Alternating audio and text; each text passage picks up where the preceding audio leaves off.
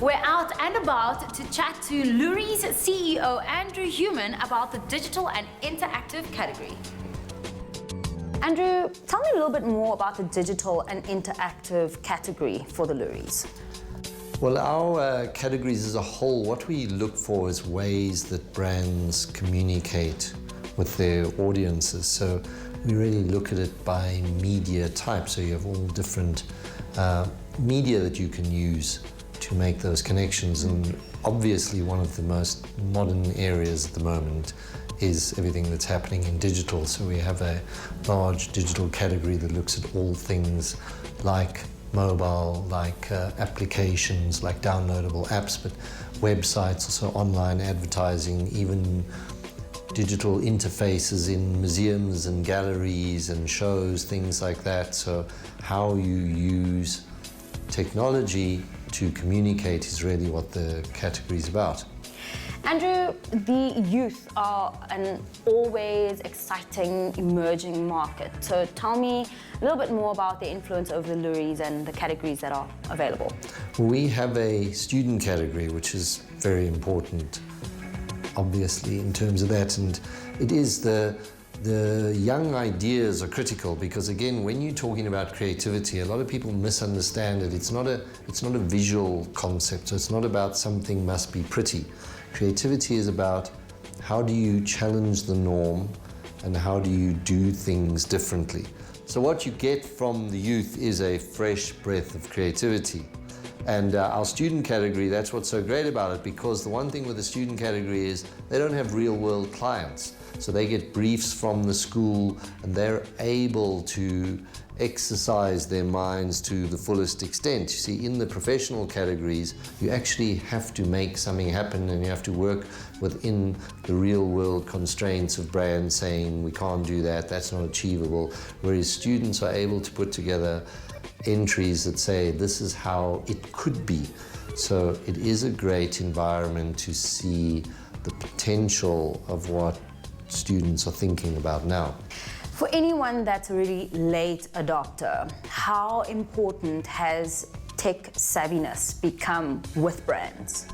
Well, I'd say it's massive if you think of where we've come from. So if you just look back, and you could, if you're a brand, so you say, okay, I make cars and I want to tell you about my new model and it's 1985.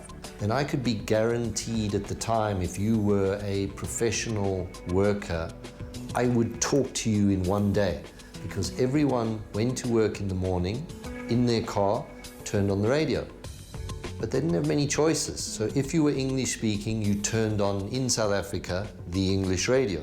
And when you go home in the evening, you're going to turn the TV on. And you don't have any choices. There's one channel to watch. So today I go, I don't know what you're doing this evening.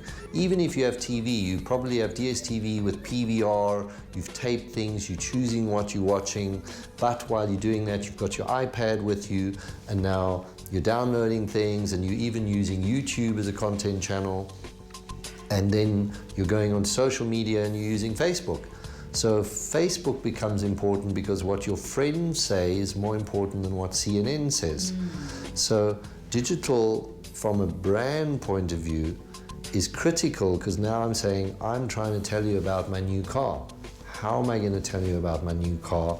I have to start engaging and getting again back into your life. So I have to say, when you're sitting at 8 p.m, I want to tell you about my new car. Creativity is actually in its golden age. So what are some of your favorite trends?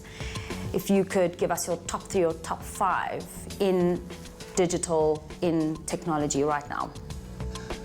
That's a tough question, I'd say. It's you know, to always, if you're trying to say where are things going to go, is the challenge. And the challenge is, say, you know, if we're here now, in 5 years' time, where will we be? You know, we are talking about things now that didn't exist a few years ago. So if you're talking about Twitter and Facebook and Instagram, these are things that have audiences that are bigger than countries, that are bigger than the biggest countries in the world.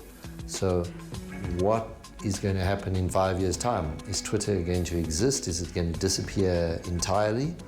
And are we going to be using something in 5 years' time that doesn't exist today, and it's going to be all in the rage? And I think the big trend is visual. That to me is the thing that Twitter is interesting, because people are still writing. So it's this 140 character written thing, but I think it seems the natural behavior of people is more visual.